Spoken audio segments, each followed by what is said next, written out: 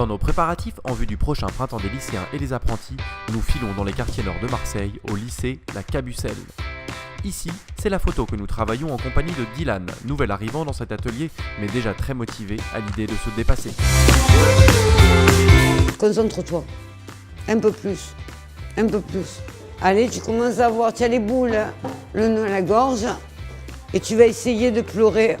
Je m'appelle Dylan Thomas, j'ai 16 ans, et je suis au lycée La Cabucelle avec ma prof de lettres-histoire. J'ai rapporté des jeux vidéo de chez moi, une manette, et on l'a mis sur une table. Et je devais faire comprendre que j'avais pas le droit de toucher à ces jeux. Le symbole qui sera exposé sur la photo, c'est pas toucher les jeux vidéo. À ce niveau-là, j'ai pas menace de dépasser. Parce que je pense que quand il va rentrer chez lui, il va jouer aux jeux vidéo. Mais par contre, où je l'amenais vraiment à se dépasser, c'est d'arriver à se mettre en scène et à se mettre à poil, quoi. On a vu dans son visage, dans ses expressions, qu'il avait vraiment intégré ce processus de se couper du public, de la réalité et de s'immerger complètement dans la photo. On est à un instant T, on le fixe sur un papier, mais c'est cette émotion qui doit avant tout sortir de la photo. En fait, rien que de penser qu'il y avait les jeux devant moi, une manette et tout ça, et que j'avais pas le droit de les toucher, ça m'a fait pleurer. On est arrivé jusqu'au point où il a pu verser des larmes et la façon dont il ressortait ses émotions, c'est très intéressant et ça donne un effet très réel. Très réel, ça c'est sûr, et très réussi, c'est vrai aussi. Direction Ist à présent, où des lycéens s'investissent dans un projet pédagogique pas comme les autres. Depuis le début de l'année, ils ont créé une mini-entreprise du nom de Néophile. Dis-nous Lucas, tu nous racontes tout ? Je m'appelle Lucas Lopez, je suis en première STMG au lycée Arthur Rimbaud de Istres. Madame Lopez nous a donné cette envie de faire une mini-entreprise, de la monter.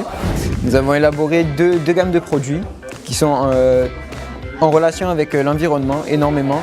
Tout est fait à base de récupération. On a créé des sacs en chambre à air et jean, et puis aussi des oreillers en balle d'épeautre. Lucas, c'est un élève très investi. Donc je pense que voilà, quand il a ce côté très pragmatique, donc il aime le concret. C'est un élève qui a été moteur en fait, dans le projet. Il a aussi une bonne aisance à l'oral. Il a créé en fait, un bon relationnel au niveau de son équipe et au niveau de la mini-entreprise. Lucas, pour le poste de service de production, il se débrouille très bien. Quand il faut aller à des rendez-vous, pour la production, c'est le premier à dire oui. Et nous, quand on a des questions, il vient nous aider, il est très généreux. Sans hésiter, il est là pour nous. Donc aujourd'hui, on fait de la brume d'oreiller. C'est à base d'huile d'essentiel, qui donc est bon pour le confort, pour pouvoir mieux dormir. C'est une espèce de gaz qui s'évapore dans la pièce et qui nous amène une ambiance détendue, du plus zen, qui nous aide à nous endormir le soir.